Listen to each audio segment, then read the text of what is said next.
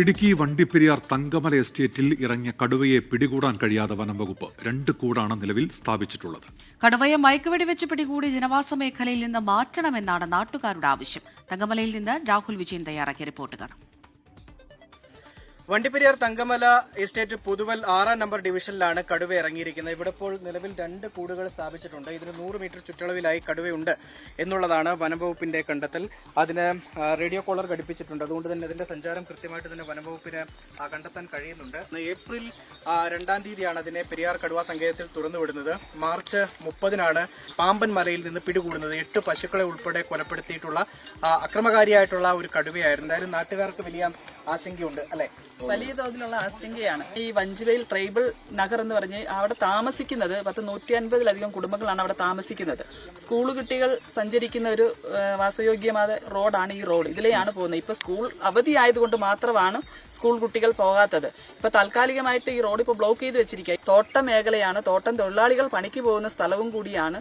അത് മാത്രമല്ല ഇവിടെ ഈ ബദൽ എസ്റ്റേറ്റിന്റെ ഭാഗമായിട്ട് ഇവിടെ കാട് വളർന്ന്, അതായത് ഫോറസ്റ്റിനേക്കാളും വലിയ തോതിലുള്ള ഒരു കാടായിട്ടാണ് ഇവിടെ കാണാൻ പറ്റുന്നത്. അതൊക്കെ വളരെ ആശങ്കയിലാണ്. ഈ കടുവയെ നേരിട്ട് കണ്ട ഒരു നാട്ടുകാരൻ കൂടി നമ്മളോടൊപ്പം ചേരാണ്. ചേട്ടാ, എങ്ങനെ ഏത് സമയത്താണ് കണ്ടത്? ശനിയാഴ്ച രാത്രി 10:30 അമ്പലത്തിൽ പോയിട്ട് വരികയായിരുന്നു. വീട്ടിലോട്ട് വരുമ്പോൾ വീട്ടിൽ കയറും. നമ്മുടെ വേലി സൈഡിൽ നിന്ന് ഒറ്റ ചാട്ടം ചാടിയത്. അതിന് തടവൊക്കെ എടുത്ത് വെച്ചിട്ടുണ്ട്, തടവൊക്കെ എടുത്ത് വെച്ചിട്ടുണ്ട്. അന്നേരം രാവിലെ സാറുമാരൊക്കെ ഇവിടെ എത്തി. ഈ വാർഡ് മെമ്പറും കൂടി ചെയ്യുന്നുണ്ട്. ആളുകളുടെ ആശങ്ക പരിഹരിക്കാൻ വനംവകുപ്പിനോട് എന്താണ് പറഞ്ഞിട്ടുണ്ട്. ആദ്യം തന്നെ എനിക്ക് വിളിച്ചായിരുന്നു, ആൾക്കാരുടെ അടുത്തൊക്കെ പറഞ്ഞിട്ടുണ്ട്.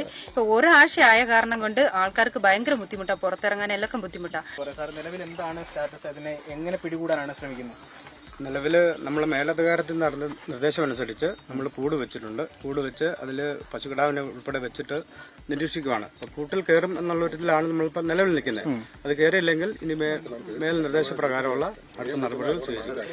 ഈ ഉപേക്ഷിക്കപ്പെട്ട നിലയിലുള്ള ഒരു തോട്ടം പോലെയുള്ള സ്ഥലമായതുകൊണ്ട് തന്നെ കടുവ ഇതിന് ചുറ്റും ഉണ്ടാകാനുള്ള സാധ്യത വളരെ കൂടുതലാണ്. മാത്രമല്ല പാമ്പൻ മലയ്ക്ക് സമാനമായൊരു പ്രകൃതി സാഹചര്യം കൂടി ഇവിടെയുണ്ട്. അതുകൊണ്ട് തന്നെ കടുവയും വനമേഖലയിലേക്ക് കടന്നു പോകാനുള്ള സാധ്യത ഇനി വളരെ കുറവായിരിക്കും. അതിനെ അടിയന്തരമായിട്ട് പിടികൂടുക. കൂടുൾപ്പെടെ സ്ഥാപിച്ചിട്ടുണ്ട്.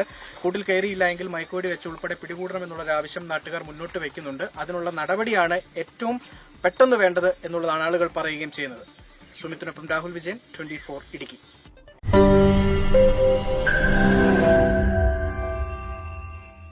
ലോകത്തെവിടെയായാലും ഏത് സമയത്തും 24 വാർത്തകളും ഓഗ്മെന്റഡ് റിയാലിറ്റി പാക്കേജുകളും എക്സ്പ്ലെയിനറുകളും വിശദമായി കാണാൻ ഞങ്ങളുടെ യൂട്യൂബ് ചാനൽ നിങ്ങൾക്ക് സബ്സ്ക്രൈബ് ചെയ്യാം.